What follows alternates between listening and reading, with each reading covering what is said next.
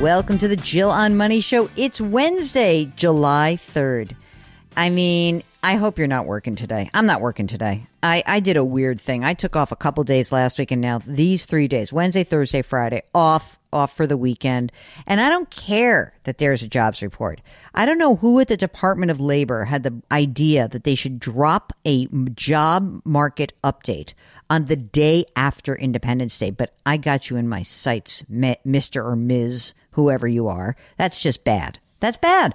Anyway, hopefully you're going to get a few days off. I love Independence Day. Really is, for me, the real beginning of summer and a delightful time for all of us. Hope you're being able to take some time to recharge your brain and maybe think about the things that are going to be important in the next few months, in the next few years, what you need to be thinking about for your own life. If you're in that situation where you have some free time and there's some mental energy freed up to just contemplate things and something pops up, don't forget you can always shoot us a note. Go to jillonmoney.com, click the Contact Us button, write your note, and of course, do let us know if you would like to join us on the air. While you're on the website, just check out all the content that lives there. Mark is refreshing things all the time. I'm writing all the time, so check it out, okay? Right now, let's talk to Teresa, who is on the line from Maine. Hello, Teresa. Hi there. How are you? Well, thank you. What's going on? How can we help you out? Well, I'm wondering if I should sell my house, maybe do a reverse mortgage, maybe try and stay in the same community, though it's becoming really unaffordable. And so I'm just looking kind of for some ideas around options. It's my biggest financial transaction. It's scary. It is really scary. How old are you, Teresa? 63. Are you married, partnered, single? No, single. Okay. How much is the house worth? About $950 to $1 million. Okay.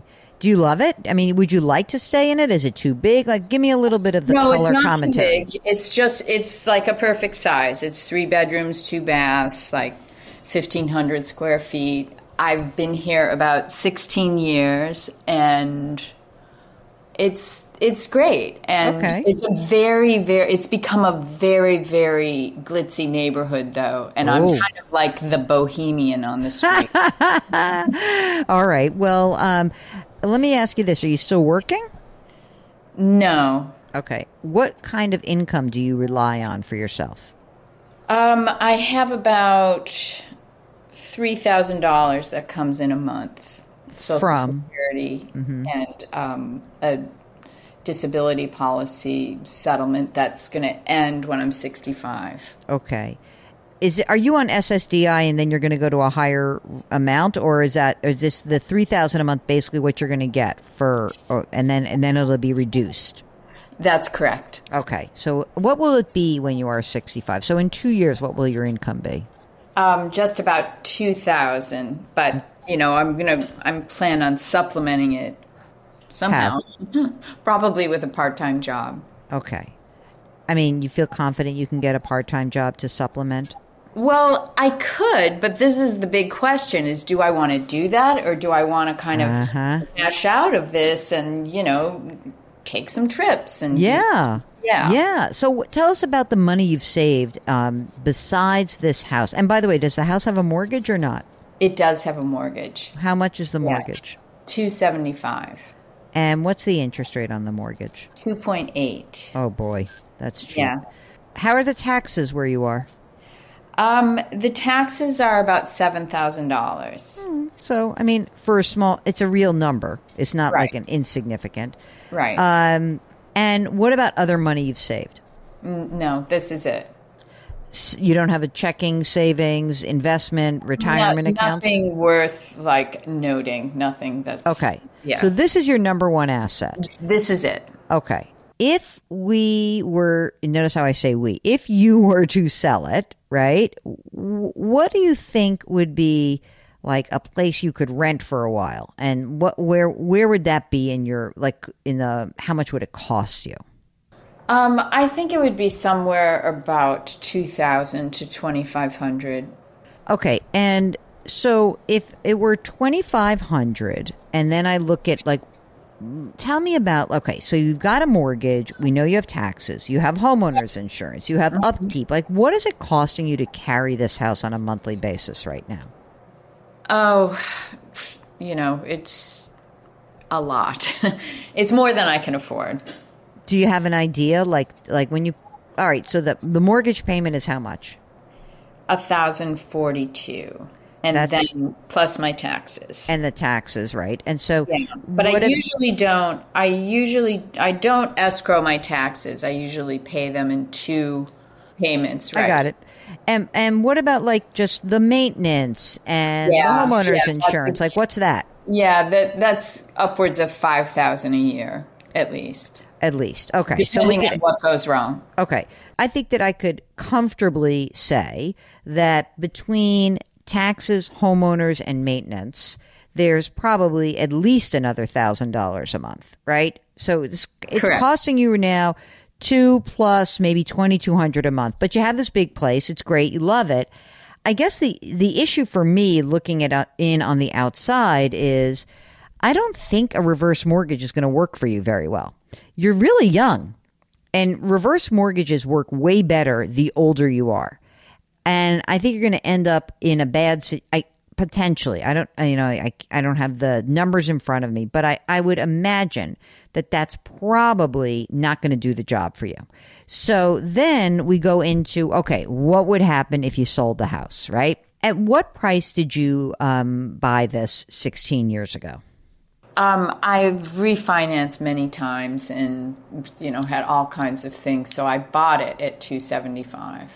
But you've not just refinanced, but did you actually put money into it? Like, is it fair to say that you put a certain amount of money into it, not decorating? But yeah. I had a home equity loan rolled in there. That's rolled into the $275. Mm-hmm. So probably about $100,000. At least I would call it listen to me. I don't want to get you in trouble with the IRS, but what we want to try to do is before you sell this house, you're going to want to account for all of the money you spent to structurally improve the house, not cosmetic, right?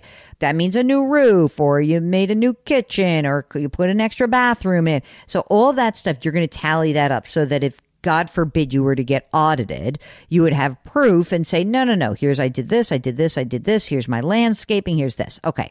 So then the reason we're going through that exercise is that you could potentially be facing some capital gains tax. Oh, yeah. Right? Yeah. So right, exactly. I want to make sure that we account for that. So, if you sold it for if you sell the house for $975 and your basis is, I don't know, you said $100,000. I'm going to bet you can probably find $200,000 of work.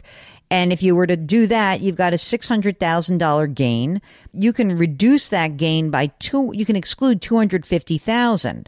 But that would mean that you'd have to pay tax on $350,000 capital gains. What about what are you using for this $200,000 for home improvements? Because my initial cost of the house was $275,000. Yeah, but I'm adding another $100. I'm adding $275,000, and then I'm saying, well, what if it were $375,000, right? So I'm adding the $100, right? Or you're adding maybe you say, okay, I can justify an additional, like beyond the $275,000 that I paid, maybe I could add $200,000 more, which would still give you a gain of $500,000. So the game of this, the game of this is to find where you have actually spent money and be able to justify it, right? In case anyone comes after you and say, no, I did all of these projects and this is what I spent.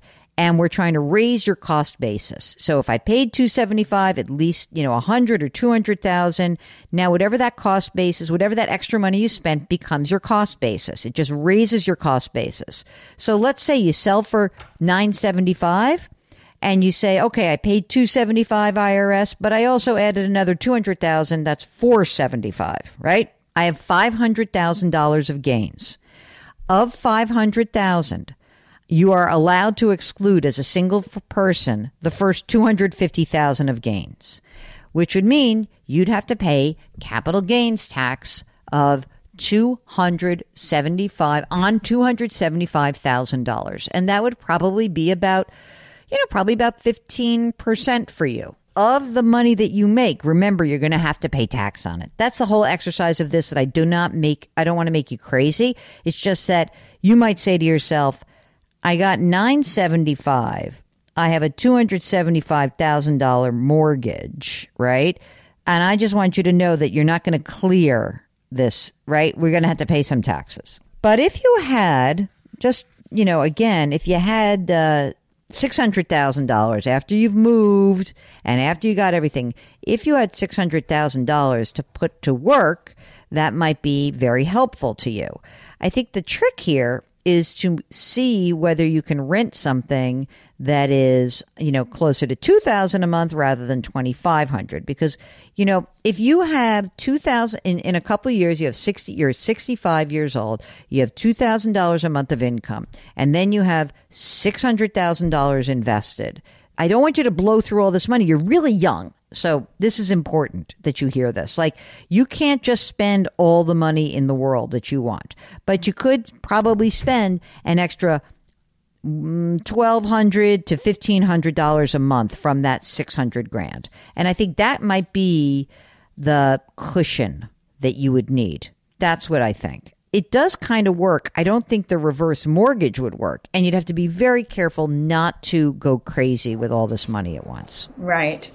So are you suggesting that I don't reinvest it in the housing?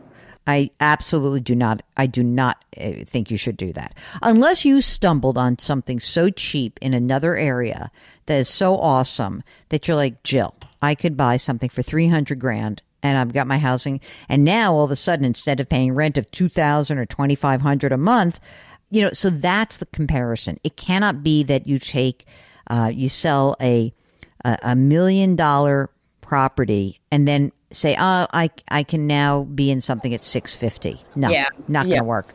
Right. I was thinking around $400. Yeah, I don't think that's going to work either. I don't think that's, again, if you only leave yourself with $200,000, then you still have a similar problem. It would have to be a place where it's so much cheaper to carry it. You do have a cheap mortgage right now. It's just that you can't tap that equity. It may be that the realistic approach should be, Teresa, you sell your house, you do get a part-time job just to kind of get yourself going, let the proceeds post-tax from the sale of the house start working. You work with someone who can really help guide you in this process, like a fiduciary advisor who's not going to, sell you some horrible insurance product. And you slowly but surely make your way into this new living arrangement. And again, if something came up and it was amazing, you could have somebody who could help run the numbers for you. But I just worry that, this is one of the weird things. I know that people don't like to rent, but there's a certain flexibility in renting and also having access to your money. Like right now, if the blank hit the fan, what do you do? I don't know what you would do because you don't really have any sizable assets to speak of beyond what the house, right? So that's the downside, especially if you're feeling a little bit like this community has changed quite a bit during your time there. Maybe this is a signal from the community that like, hey, we love to have you here, Teresa, but you don't necessarily have to be a landholder. Let some other ding-dong pay a top dollar from you. Maybe it'll go for $1, $2. Who knows? It's a very tight market, so you never know.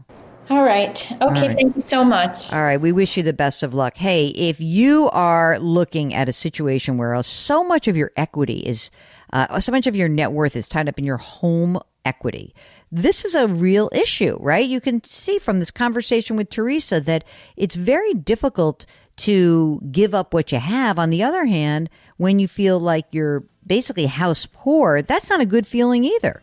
So if that's you, if you've got a situation like that, just give us a holler. Go to our website, JillOnMoney.com. Click the Contact Us button. Of course, please let us know if you'd like to come on the air. And don't forget, sign up for the free weekly newsletter. We love those newsletter subscriptions. We've not figured out how to monetize the newsletter yet. Mark and I will be working on that at a later date. If you do want to spend some money, you can spend $35 and join Jill on Money Live, where you have access to quarterly live webinars, bonus video content. It's all there for you. Please put your hands metaphorically on someone's back. Someone might need a hug from you right now. Change your work, change your wealth, change your life. Thank you for listening. We'll talk to you tomorrow.